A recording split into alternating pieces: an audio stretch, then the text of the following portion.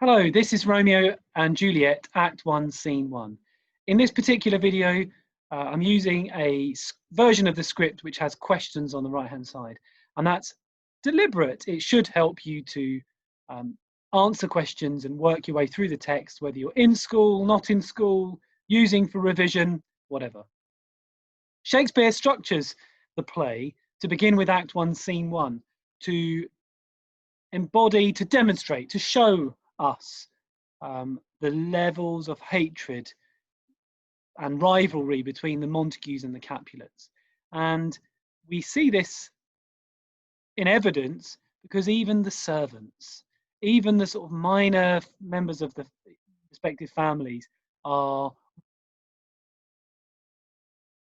brawl in the streets, starting a fight over nothing, really, not very much at all, to protect the honour of their families. So one of the strange things I now have to do is to read as all of the different characters. I might not put on voices, we'll see.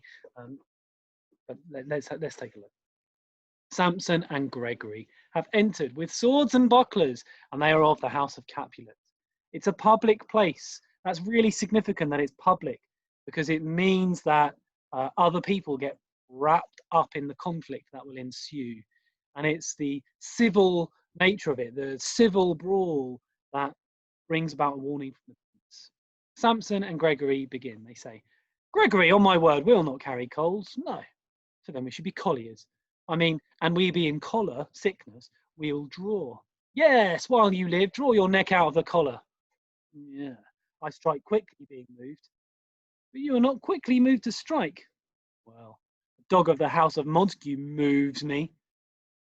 To move is to stir, and to be valiant is to stand. Therefore, if you are moved, you run away.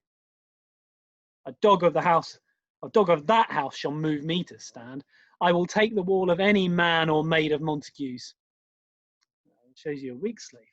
For the weakest goes to the wall. 'Tis true, and therefore women, being the weaker vessels, are ever thrust to the wall. Therefore, I will push Montague's men from the wall and thrust his maids to the wall. The quarrel is between our masters and us their men. Psh, pish, 'tis all one, 'tis all the same. I will show myself a tyrant. When I fought with the men, I will be cruel with the maids. I will cut off their heads. The heads of the maids? Ah, yes, the heads of the maids, or their maiden heads. Take it in whatever sense you will. Take it how you want. Take it in what sense thou wilt. They must take it in the sense that feel it. Me they shall feel while I am able to stand. 'Tis known I am a pretty piece of flesh. 'Tis well thou art not fish. If you hadst been poor John. Draw thy tool. Here comes two of the house of Montagues. And Abraham and Balthazar enter. Now, if we pause at that particular moment where we have a sort of natural moment to do it, I guess. This is where we must teach the concept of euphemism, of double entendre, of bawdy language, of vulgar, crude, crass, coarse language. These are teenage boys, chaps, who are conforming to the stereotype of teenage boys.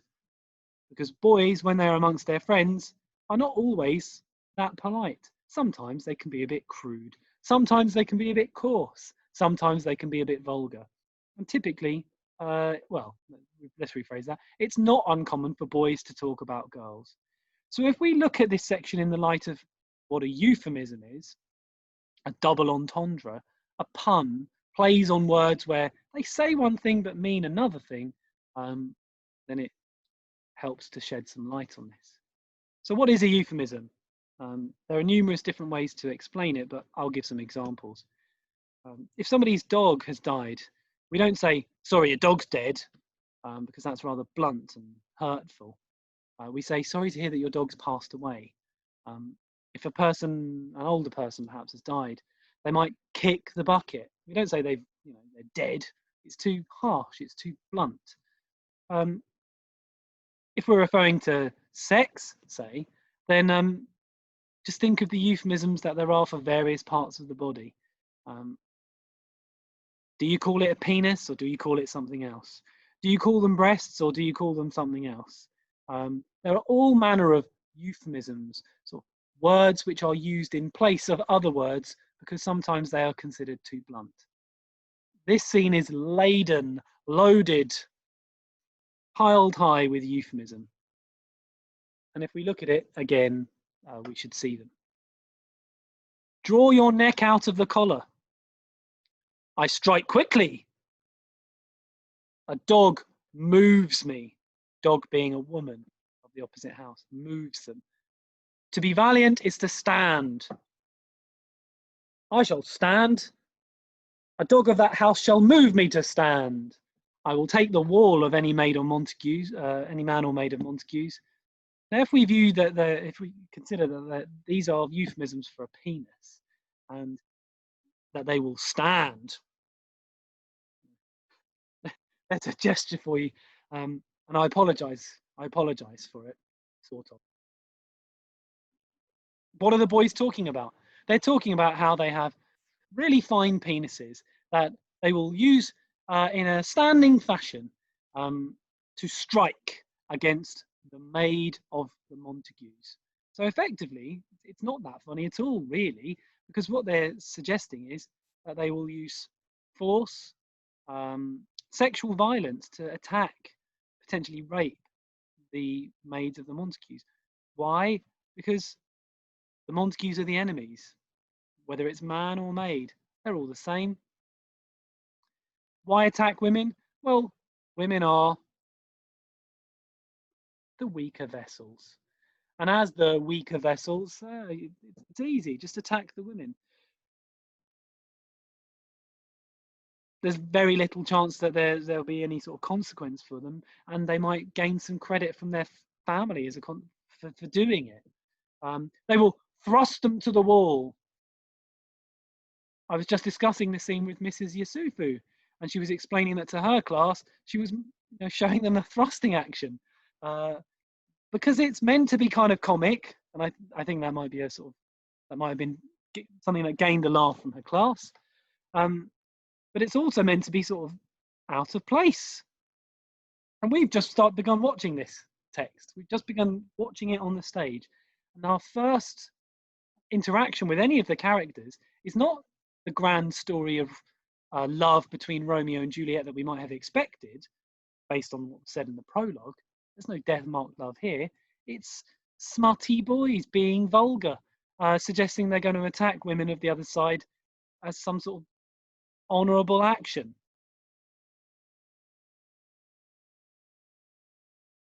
Gregory tries to highlight to Samson that the quarrel is between the men, the masters and their men. Samson says, "'Tis all one, it's all the same.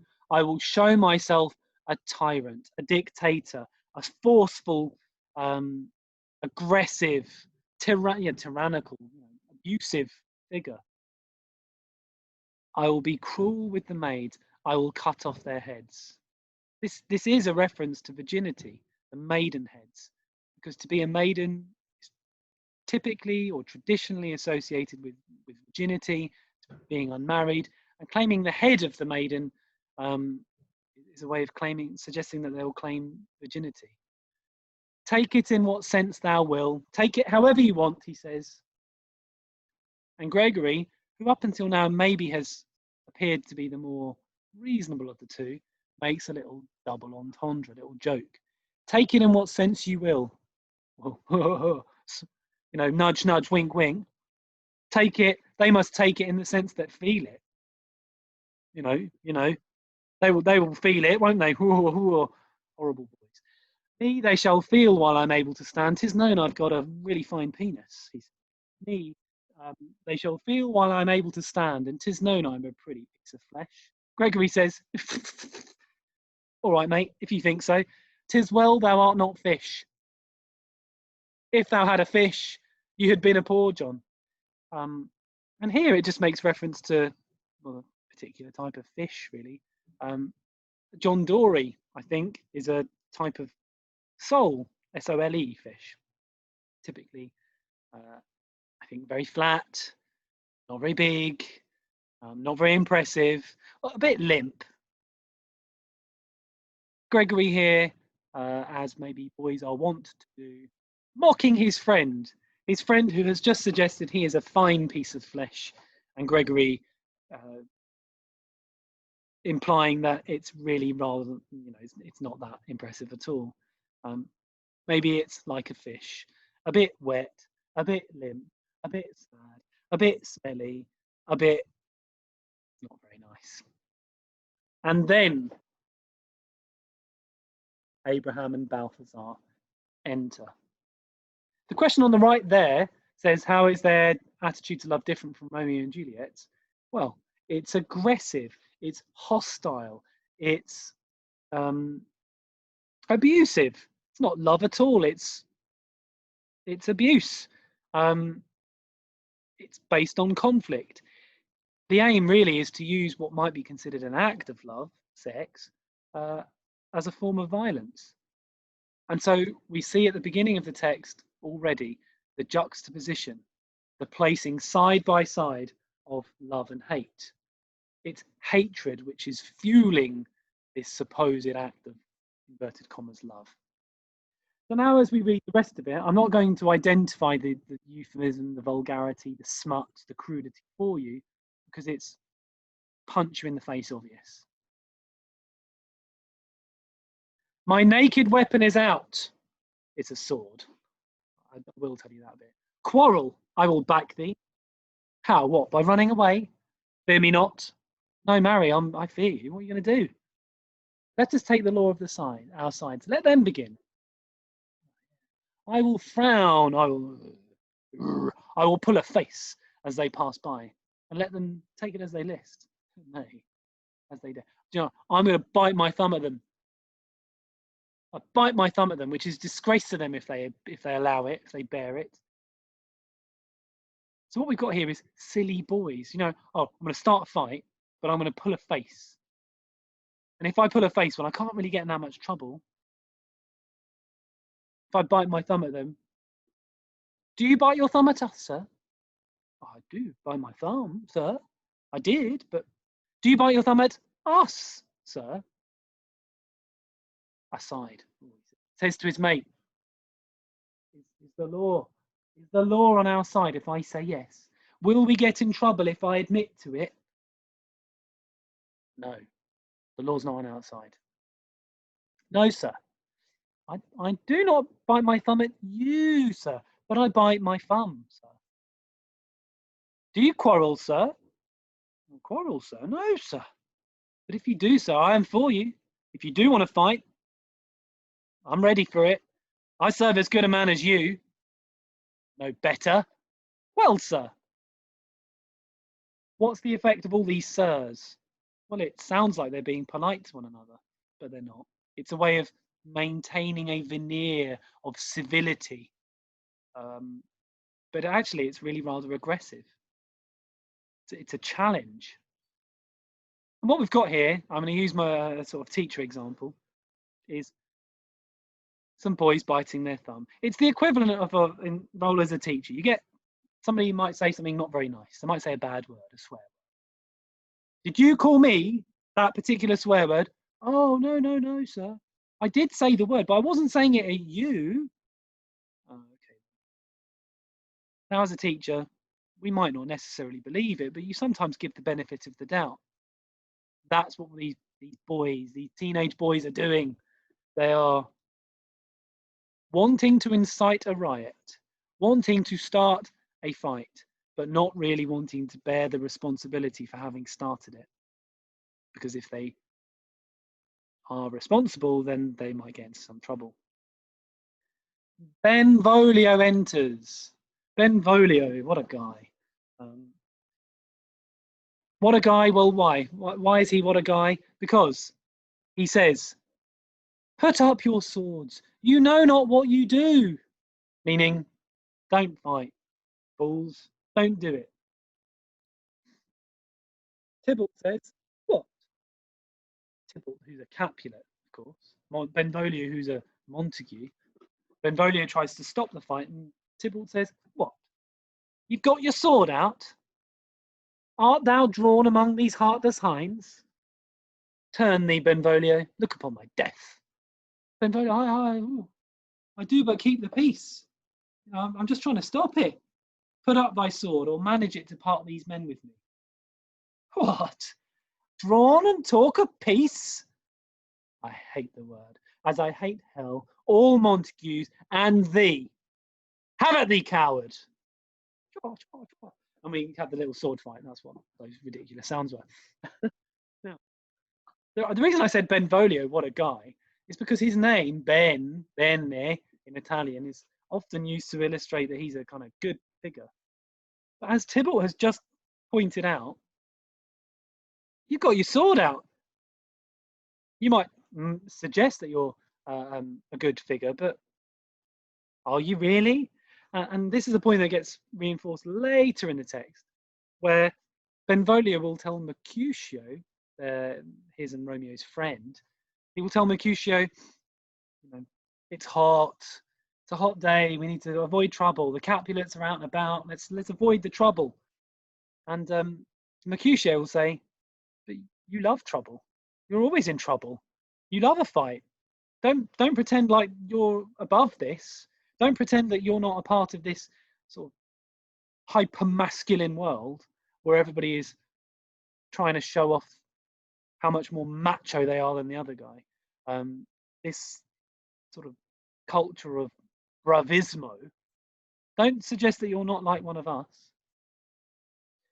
Now, to move on, as we read, this all appears to happen really, really quickly. But most of you will have seen a version of the text already. And these sword fights and these brawls, they take a long period of time. And so the audience watching it, we recognize the violence and the hatred and the conflict between Montague and Capulet, that these servants are able to start a fight just from a dodgy look and a bitten thumb. But then we also enjoy it. We're supposed to enjoy the conflict. We're supposed to enjoy the battle. It's entertaining. They're putting on a sword fight on a stage. It's good stuff to watch.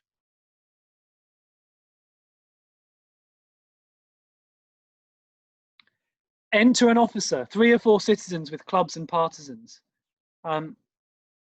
Citizens, this is really important. This is the civil brawl, because even the people in society who are just in the marketplace, they decide to go off and get their weapons and start using them because they side with certain families. Just as in a civil war, in the War of the Roses, you had people side with the House of Lancaster, and you had people side with the House of York. People choose their team, and they stay loyal to that team. Now we can see in this next section how even the older generation are prone to this conflict, particularly the men. Violence and conflict seems to be a particularly and specifically male concern for much of the text. Old Capulet in his gown. What noise is this? Give me my longsword. Oh, no, you need a crutch. You're an old fella. You're a crutch. Why do you want a sword? My sword, I say. Old Montague is come and he flourishes his blade in spite of me. And we see Montague, and he wants to get in the ruck as well. Thou villain, Capulet, hold me not. Let me go. He's trying to shove his wife away. Get off me. Don't hold me back. So women there are trying to hold their men back. Don't fight. And the men, itching to get to the fight, itching to have a scrap. But this stops.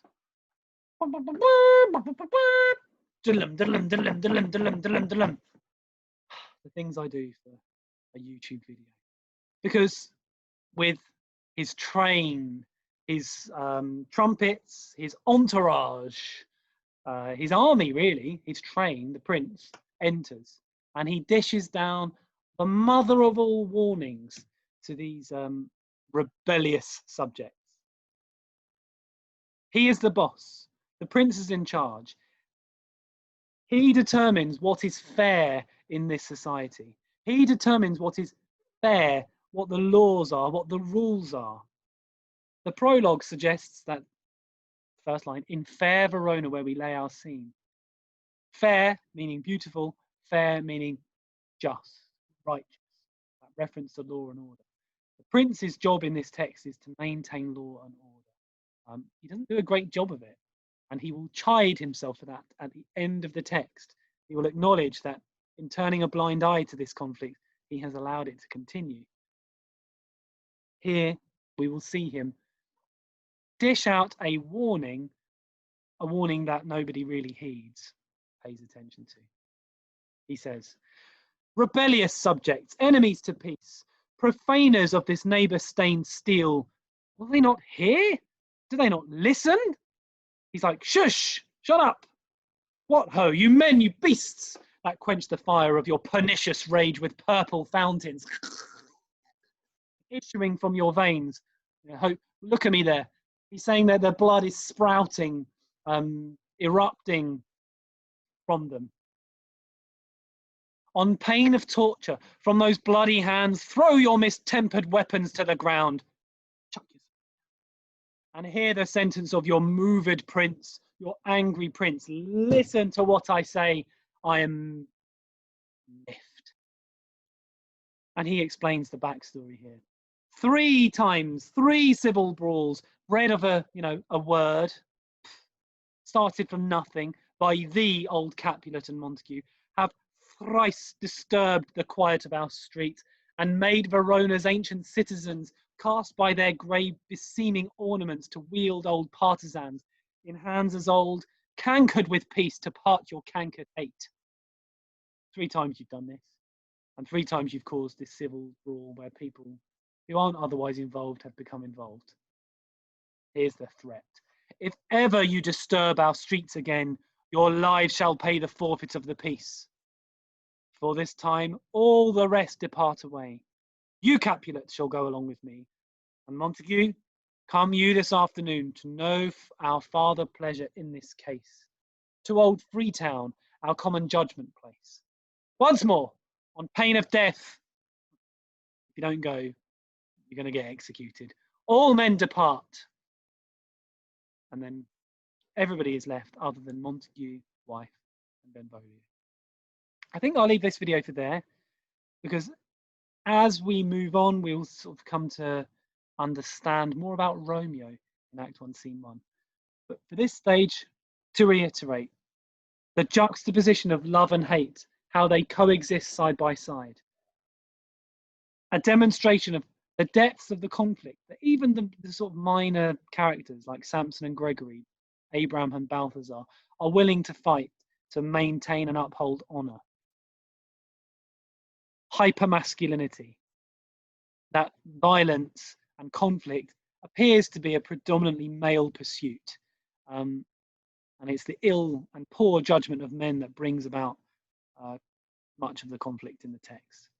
Those are 3, maybe 4 things there to kind of steer us in the right path as we begin our study of the text. Hopefully find it useful, entertaining, and of course, don't forget all those euphemisms. I can't say it. Don't forget all those euphemisms, all those double entendres, all those puns. Memorable, maybe witty, maybe a demonstration of the underlying misogyny in society. That's it for now. Thanks very much. Bye-bye.